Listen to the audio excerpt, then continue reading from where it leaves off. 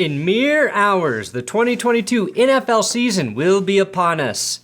It's been nearly 7 months since the LA Rams vanquished the Cincinnati Bengals in Super Bowl 56.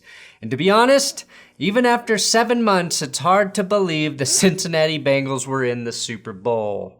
But will they make it back? Will the Rams defend their throne atop the NFL? I've got that and a whole lot more in my 2022 bold and beautiful season predictions. Let's do it. Whew. That's good sports.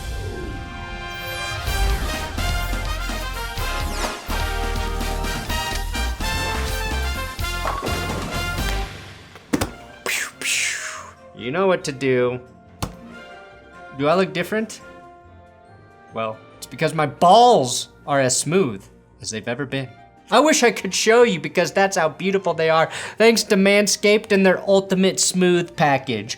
The Lawnmower 4.0 is the best pube trimmer out there. You know that, but you can only get so close with an electric trimmer, and if you want to finish the job around the cojones, check out this new kit. Manscaped provides the crop exfoliator. Use that first to reduce ingrown hairs while shaving, then lather up with the crop gel, which is clear, so you can see what you're shaving. And the most important part, the perfectly engineered groin shaver with 3 precision blades. More precise than any football MVP passer, with extra wide lubricating strips so your balls and groin can be shaved from any angle. You even get 5 replacement blades with the ultimate smooth package. Thanks to Manscaped for sponsoring today's episode and for making my balls smoother than a bowling ball dipped in lard. That's right. You know the drill. Use my link below or go to manscaped.com/goodsports and use my code GOODSPORTS for 20% off and free international shipping. All right, let's start with the new kids on the block, the rookies. For Defensive Rookie of the Year, I've got Chiefs edge rusher George Karlaftis, and I do not like saying that. The first 5 players in the NFL draft were all defensive players, and I really like the Jets cornerback Ahmad Sauce Gardner to emerge as the one defender Josh Allen avoids when throwing in New Jersey. I also think Aiden Hutchinson in Detroit has as good of a chance as anyone to be Defensive Rookie of the Year. However, Karlaftis is the defensive player with a huge upside that went to a very good team that should be playing with a lead, allowing him to tee off all game long from the edge. And yes, I know Kansas City brought in Carlos Dunlap, and Karlaftis may not get as many starting reps as some of the other rookies, but I think he could be so effective situationally that he racks up sacks, and that gets votes like nothing else on the defensive side of the ball. On the other side, I'm rolling with Texans running back Dameon Pierce to win Offensive Rookie of the Year. Pierce is an absolute truck, and Lovie Smith, who hasn't evolved since 2006, is probably going to give him 400 touches. Do you think a man with a beard as strong and as beautiful as this sits around studying passing analytics? No, he watches this clip of Marshawn Lynch run through a motherfucking face on repeat to draw up his game plan. The Texans don't have a ton of playmakers surrounding second-year QB Davis Mills, but after a strong preseason, I think Pierce is going to be the centerpiece there in Houston. As for a sleeper rookie who's going to benefit the most from having Aaron Rodgers throwing him the ball and very little competition at the position, I'm going with Packers rookie wideout Romeo Doubs. With Devontae Adams gone, I think Doubs hits the ground running with 1,000 receiving yards. I also know the Doubs hype in Green Bay is at Beatlemania levels. But never forget, my writing partner Will Keys is a Nevada alum who was hyping Doubs all of 2021 along with Carson Strong. If you look closely between all of my dick jokes here, you will find good football info from time to time. Also, don't forget to subscribe to Will's new channel, Will Sucks at Games. You know, it's kind of interesting to think that future generations will remember OJ as the kooky old guy from Twitter, unlike how I remember him, as a great running back and a delightful comedic actor. Now, to the vets. For Offensive Player of the Year, I think Justin Jefferson takes it home, and Kevin O'Connell's passing scheme that turned Cooper Kupp into a monster last season. And not a monster like some of the other NFL players around the parts. Now, Jefferson had 3,000 combined yards the last 2 years, so this is far from a breakout season, but I think he hits career highs in yards and touchdowns, provided that Kirk Cousins doesn't get COVID a third and fourth time. I think Minnesota's defense will also be better, because it's hard to be worse than bottom 10 in passing and rushing yards allowed, while also somehow having the second most sacks in the league like the Vikings did. I think a middle-of-the-road defense will pay big dividends for the Vikings offense. Then I've got Patrick Surtain taking home Defensive Player of the Year. Teams are going to have to pass a lot to keep up with the Russell Wilson Let's Ride Broncos offense, and PS2 will prove that he's a top corner in the NFL. Now you might be wondering, how could I pass up on Micah Parsons, who nearly won it as a rookie? Well, my only explanation there is he plays for the fucking Cowboys, the Chargers of the NFC, and there will be some huge excuse for why they are underperforming. Also, Pat Surtain will be picking off Herbert, Mahomes, and Carr. The quality of quarterback he embarrasses this season will be impossible to ignore. And yes, I know I'm reaching a bit here, as a corner has only won the award once in the last 12 years. Stephon Gilmore was that guy in 2019. And like the MVP award being just the best quarterback nod, defensive player seems to be the player best at sacking the quarterback every year. I think Patriots wide receiver Jacoby Myers will win the coveted Defensive Offensive Player of the Year award when Bill Belichick plays him at corner halfway through the season.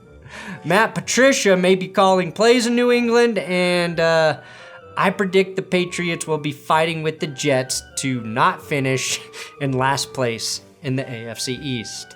Comeback Player of the Year, even though he rushed for over 900 yards last season, Derrick King Henry is going to return with a vengeance in 2022 after being sidelined for 9 games in 2021. The Titans' offensive line is just too good, and King Henry is going to improve on his 4.3 yards per carry from a season ago. In just 8 games, Henry had 10 rushing touchdowns, which by season's end tied him with Zeke Elliott for 6th most in the NFL. Also, apparently his nickname on Pro Football Reference is Tractorcito, which is Spanish for King Henry, I think. Now, you could make a strong case for Lamar Jackson as the Comeback Player of the Year, and I think he's going to be excellent. I really do. But as a former MVP, the bar is always going to be extremely high for Jackson to take home more hardware. He'd basically have to break his own rushing record and finish top 5 in passing yards or touchdowns. It's an unfair standard for him to live up to, really. Okay, finally, let's go to MVP. 2 years ago, I correctly picked Aaron Rodgers to win his 3rd MVP. I almost picked him again, but opted for Josh Allen. This year, I should pick Josh Allen, but I'm going a little off board, and I'm going with QB who's going to be massively benefiting from a revamped offensive line. Talking about Joe motherfucking Burrow. That's right, Joey Burrow, who's exactly 1 appendix lighter heading into this season. He's got an additional year of chemistry now with Jamar Chase, and it felt like he was just scratching the surface when he threw for 4,600 yards, 34 touchdowns in 16 games last year. Add La'el Collins and Alex Kappa to that O-line, and he's finally going to be in a situation where he can have more than 2 seconds to throw a football and go go through his progressions. Plus, I think his turnovers are gonna come down because of that. And he still got to the fucking Super Bowl last year, even though he was sacked 9 times in one game in the playoffs. Last season, he was coming back from a torn ACL. This season, he's recovering from a burst appendix.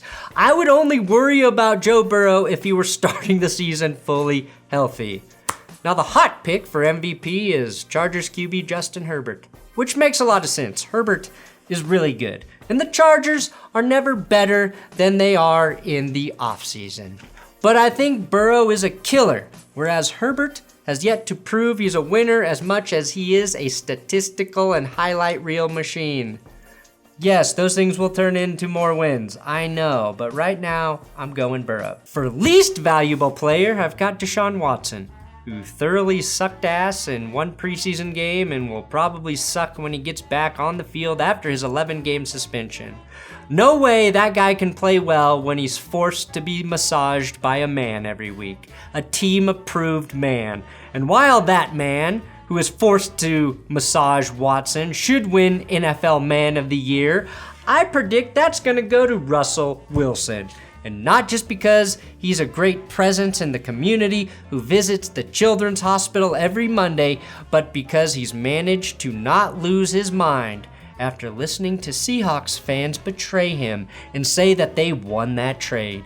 I also predict Russell Wilson gets his first ever MVP vote. 1 vote. His wife Sierra will actually somehow get 3. Let's move to coaches. Despite winning an incredible 39 games in his first 3 years, the perfectly eyebrowed Matt LaFleur has yet to win Coach of the Year. That changes this season when the Packers win another division title and LaFleur keeps his team steady despite the new scandal from his quarterback when Rodgers goes on Hot Ones and announces that he immunizes by freebasing cocaine before every game. You can call it immunizing, Rodgers, but you're just doing cocaine. My point? LaFleur will look better when the Packers go further while Rodgers takes a step back in performance. And as for coach who's most overqualified for his job, I've got Packers special teams coach Rich Bisaccia. If he can lead that shit show of a team to the playoffs last season, he can definitely turn around the special teams units in Green Bay. That's like hiring someone who won the Nobel Peace Prize to mediate a conflict between 2 neighbors arguing about shrub height. Executive of the Year is my personal hero, George Payton. George Payton. I know his name. Also, somebody who promotes peace. Hey, Broncos country. Let's ride. He traded Drew Lock for Russell Wilson. That's all you need to know. And sure, there were a couple other assets involved in that trade, but he did technically trade Drew Lock for Russell Wilson, automatic executive of the year for that alone. Double stamped by Randy Gregory as soon as he gets 15 sacks and rookie tight end Greg Dulcich, who will be the NFL's best tight end for the month of December. And finally, my Super Bowl pick. I am not going to John Gruden this one and try to pretend I'm smarter than everyone else by reaching. I do not foresee the Rams going back to the Super Bowl. There's just not many Von Millers out there that you can add mid-season, and losing him for the Rams was big. It really does feel like a race between the Packers and Buccaneers in the NFC. I do believe the Eagles will surprise the NFL this season and maybe even play in the championship game. Right now, though, I am high on the Packers because of their defense, and that's what will fix Rodgers' postseason woes. Stopping Mike Evans in the red zone, overwhelming whoever this year's version of Jimmy G is in the playoffs. It will be the Packers D. And I would also love to bet on my Broncos. I really would. I can see them in the Super Bowl. But the Buffalo Bills have been building to this moment for the last 2 seasons. They will most certainly have to go through Kansas City, or the Chargers, or the Ravens, and or the Bengals in the playoffs to get there. Buffalo clicked late last season, but their offense felt a little more deadly in 2020. Look for that offense to be better this year. Look for Gabe Davis and Stephon Diggs to be considered the best receiving duo in the league, and look for the league's stingiest defense from 2021 to be better with Von Miller and the eventual return of Tre'Davious White. Buffalo all the way this time! And I don't care if that's actually a curse. It will be broken. Thanks for watching the That's Good Sports NFL 2022 season prediction episode. Stay tuned, man. Stay tuned on YouTube this week because football videos are going to be coming out all of my orifices.